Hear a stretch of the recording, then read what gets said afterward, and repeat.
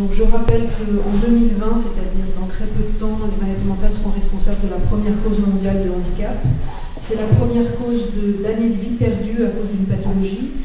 20% sont responsables d'années de vie perdues à cause des maladies mentales, contre par exemple 5 pour les maladies neurologiques. Donc vous voyez qu'il y a un écart tout à fait considérable.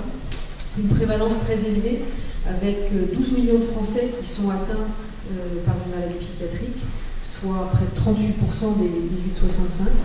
Et la Fondation fondamentale a été l'un des premiers en France à alerter sur le coût extrêmement important associé aux maladies mentales, puisque les maladies mentales sont responsables de coûts directs et indirects de 109 milliards d'euros, ce qui est tout à fait considérable et ce qui en fait la première cause de dépenses liées à des dépenses de santé. Alors c'est confirmé par exemple par une étude qui a été publiée cette année dans les Échos et qui montre que les dépenses d'assurance maladie liées aux maladies chroniques, là aussi c'est les maladies mentales qui sont en tête, très loin devant le cancer, loin devant les maladies cardiovasculaires et très loin devant les maladies neurologiques et dégénératives. Donc il y a un vrai effort à faire d'innovation et c'est pour ça que parler de ce genre de sujet pour Google c'est important et intéressant parce que souvent l'enjeu que peuvent apporter les nouvelles technologies, que peut apporter l'innovation, bien sûr amélioration de la qualité des soins, mais aussi impact économique, est un point extrêmement important. Alors où est-ce qu'on en est aujourd'hui? Pourquoi est-ce que j'ai choisi d'intituler ce petit exposé médecine de précision? Vous savez que pour les maladies cardiovasculaires ou pour le cancer, ça fait bien longtemps qu'on en est au stade de médecine de précision, c'est-à-dire qu'on est capable d'identifier des sous-groupes homogènes de patients qui ont une cause spécifique, qu'on peut définir biologiquement ou cliniquement de façon spécifique, et surtout à qui on peut proposer des stratégies thérapeutiques spécifiques. En psychiatrie, on en est encore loin, et on en est à la partie gauche de la diapositive, c'est-à-dire qu'on soigne des patients qui ont probablement des pathologies très différentes et très hétérogènes. Quand on parle de schizophrénie, on parle de schizophrénie au pluriel. Quand on parle de troubles bipolaires, on parle de troubles bipolaires au pluriel. Quand on parle d'autisme, on parle de spectre de troubles de l'autisme. Et en fait, tout ça reflète une très très grande hétérogénéité, des tableaux cliniques, des pronostics, probablement des caractéristiques biologiques, probablement des causes, et donc fatalement, ce que nous ne sommes pas capables aujourd'hui de faire, de traitements qui devraient être beaucoup plus spécifiques. Donc aujourd'hui, par exemple, quand on traite les patients atteints de schizophrénie, on va utiliser des antipsychotiques qui sont bien sûr validés par toute une série d'études, mais qui néanmoins sont prescrits de façon très peu précise. L'objectif aujourd'hui, c'est d'atteindre le milieu, et vous avez vu que les outils numériques vont probablement nous aider à ça, c'est d'identifier des sous-groupes homogènes, c'est pour ça qu'il y a des petites couleurs spécifiques pour chaque sous-groupe, et qui permettent d'identifier des tableaux cliniques et biologiques spécifiques, des causes spécifiques et donc des traitements qui reposent sur des causes. Peut-être qu'à l'avenir, on pourra faire de la médecine personnalisée, comme on le fait dans le cancer, où on a une approche patient par patient. Alors, en quoi est-ce qu'on espère que les outils numériques vont pouvoir nous aider à cela? C'est la description des stratégies que nous suivons aujourd'hui à la Fondation fondamentale et qui ont pour objectif de partir de la clinique de tous les jours, c'est-à-dire qu'on traite des patients dont on sait qu'ils sont atteints de pathologies différentes, même s'ils ont le même diagnostic, le DSM ou le ICD-10. Donc ils sont hétérogènes. On sait qu'il y a plusieurs, ils ne sont pas porteurs d'une seule pathologie, mais en général ils ont plusieurs pathologies qui vont changer et évoluer au cours de la vie et qu'il faut pouvoir prendre en charge de façon spécifique. C'est ce qu'on appelle la comorbidité. Donc il y a une comorbidité et des pathologies psychiatriques et des pathologies médicales associées. On sait aussi que ces pathologies, elles évoluent par stade, un peu comme les maladies cardiovasculaires, et que si on n'arrive pas à enrayer l'évolution, il va y avoir le passage d'un stade à l'autre, et donc des tableaux cliniques et des stratégies thérapeutiques qui devraient être différentes. Et puis si on n'arrive pas à enrayer leur évolution, ils vont évoluer vers un état chronique. Heureusement, on est capable aujourd'hui, c'est ce qu'on fait sur les centres experts de la Fondation fondamentale, de faire ce qu'on appelle un phénotypage approfondi, c'est-à-dire une caractérisation clinique très approfondie, non seulement psychiatrique et somatique, donc psychiatrique, médicale et aussi cognitive, neuropsychologique, mais aussi biologique, avec tous les outils qui sont offerts aux maladies psychiatriques comme aux autres maladies, qui sont les outils de ce qu'on appelle le omics, donc la génétique, la pharmacogénétique, la transcriptomique, la métagénomique, beaucoup de mots en hic, l'immunoinflammation, l'imagerie cérébrale, le EEG, et puis ce dont je vais vous parler aujourd'hui, c'est les outils qui sont apportés par le phénotypage numérique, qui apporte une caractérisation supplémentaire de nos patients, qui vous allez voir, va transformer la clinique de la psychiatrie si on nous donne les moyens de travailler, ce qu'aujourd'hui, nous n'avons pas. L'autre axe qui va changer la donne et qui pourrait être aussi quelque chose qui devrait intéresser Google, c'est l'aspect intelligence artificielle. Et là aussi, on commence par l'analyse des mégadonnées à être capable d'identifier des algorithmes qui prédisent la survenue des maladies, qui prédisent le pronostic, qui prédisent le fait d'appartenir à tel ou tel sous-groupe.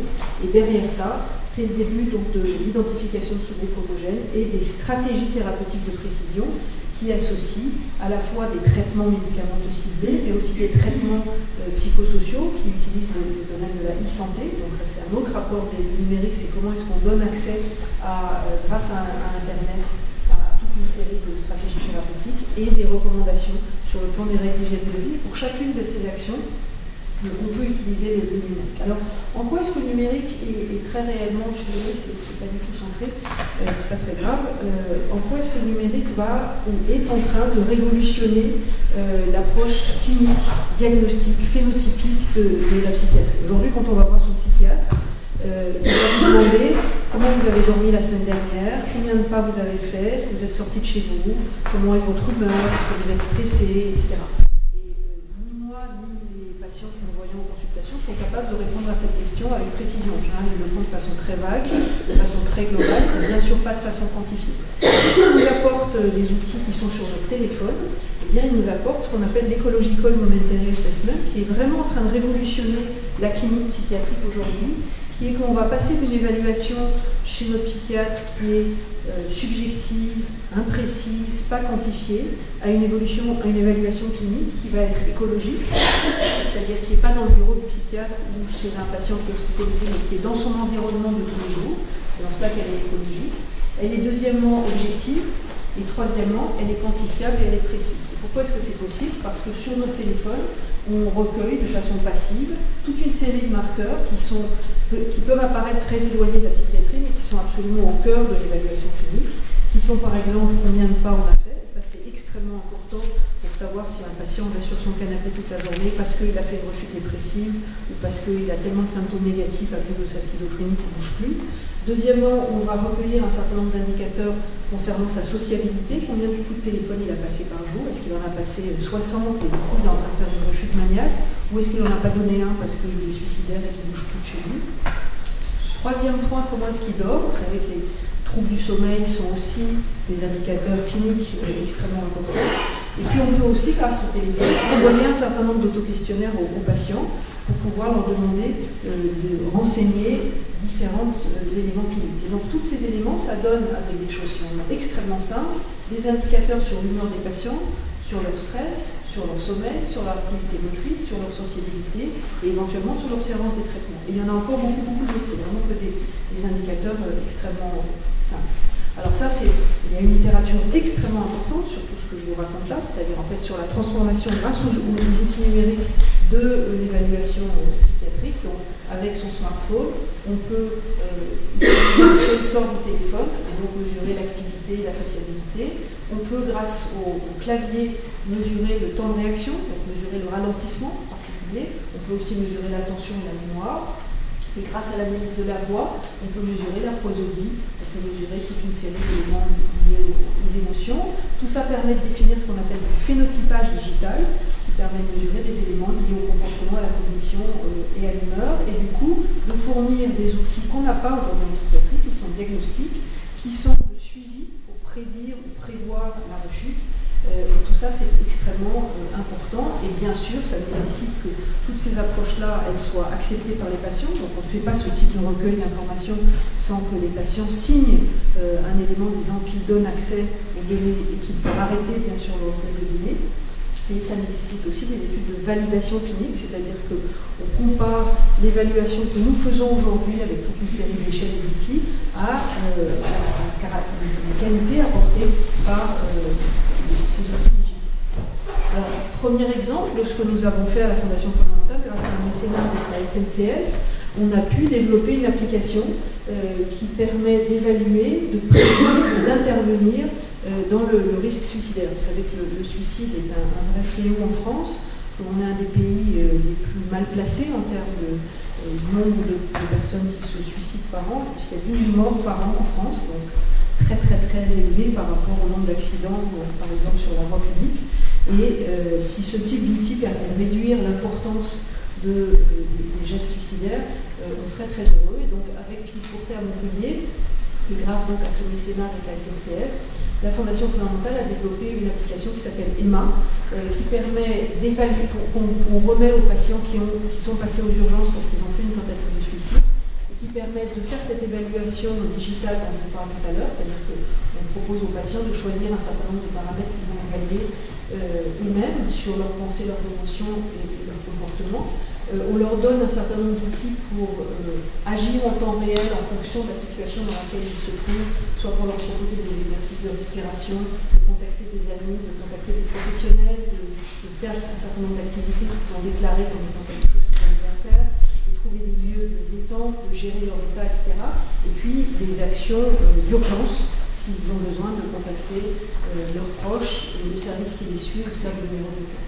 Donc ça, c'est quelque chose qui est en train d'être testé, l'efficacité est en train d'être testée, et bien sûr, c'est encore de la recherche. Autre exemple, je suis désolée, vous ne voyez pas bien, on vient d'avoir un projet de recherche financé par la CNAM et la DGOS pour tester des outils numériques dans le cadre des parcours de soins. Aujourd'hui, il n'y a pas de parcours de soins pour nos patients, et donc on va mettre en place et créer des outils du numérique pour assurer la construction d'un parcours de soins pour les patients bipolaires en développant exactement les outils dont je viens de vous parler, c'est-à-dire à la fois des outils diagnostiques d'Ecological Monitoring Assessment qui vont être suivis par une équipe dédiée de case managers, et on va pouvoir prescrire aux patients toute une série d'outils thérapeutiques, de psychoéducation, mais aussi de remédiation cognitive, puisqu'aujourd'hui on sait que ces outils de thérapie sociale sont extrêmement utiles et efficaces pour les patients, mais il y a trop peu de professionnels qui sont formés à ce type de stratégie. Et donc l'objectif, c'est à la fois que ça soit prescrit de façon précise, et tout le monde ne peut pas forcément avoir besoin au même moment de sa maladie de ces différentes stratégies thérapeutiques, mais surtout, quand on le leur prescrit, en général, il n'y a pas assez de professionnels formés. Donc l'utilisation du numérique va permettre, là encore, quand on aura validé leur efficacité, de déployer de façon beaucoup plus large l'accès à des stratégies thérapeutiques qui sont, on le sait, en face à face, en tout cas, extrêmement utiles. Autre exemple, je suis vraiment désolée sur ce diapositive, vous ne voyez rien, nous avons dans le cadre d'un programme européen démontré l'efficacité sur l'ordinateur ou sur son téléphone de stratégies comportementale dans la dépression. Là encore, on sait que la thérapie cognitivo-comportementale... Ah, ben voilà, c'est magique. Merci beaucoup. Donc la thérapie cognitivo-comportementale, on sait que c'est très efficace, mais là encore, il y a trop peu de professionnels formés et trop peu de nos patients qui ont accès à ces stratégies thérapeutiques. Et là encore, dans le cadre d'un programme européen, la Fondation fondamentale a contribué à démontrer que ces stratégies utilisables sur son ordinateur ou sur son téléphone sont efficaces. Et donc ça, c'est là encore une très très bonne nouvelle, et c'est des outils qui sont apportés par le numérique. Donc ça, c'est le programme qui s'appelle Compare et qui permet de développer. Et on a démontré aussi que, on est en train de démontrer que l'implémentation de ces stratégies thérapeutiques dans la pratique clinique quotidienne se fait correctement.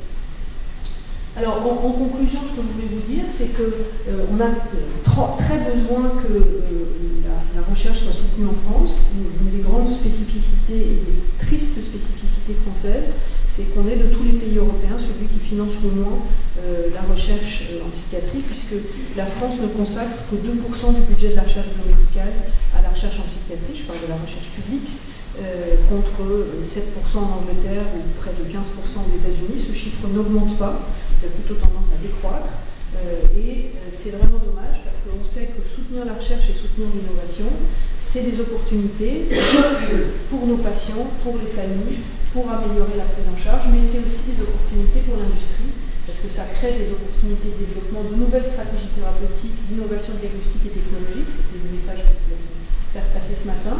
Ça permet aussi, si l'État comprenait que investir dans la recherche en psychiatrie, c'est aussi à moyen ou à long terme des réductions de coûts liées à la santé, des réductions de coûts liés aux services sociaux et des gains de productivité. Donc investir, ça permet à moyen terme de réduire les coûts. Et bien sûr, c'est aussi extrêmement important de soutenir la recherche pour innover, pour réduire la stigmatisation, pour promouvoir l'inclusion sociale, pour améliorer la prise en charge et à terme l'innovation. Et c'est ce qu'on a montré dans le cadre d'un projet européen qui s'appelle Romer, où là aussi la Fondation fondamentale était impliquée et où on a construit la feuille de route de la recherche en psychiatrie européenne. Je vous remercie.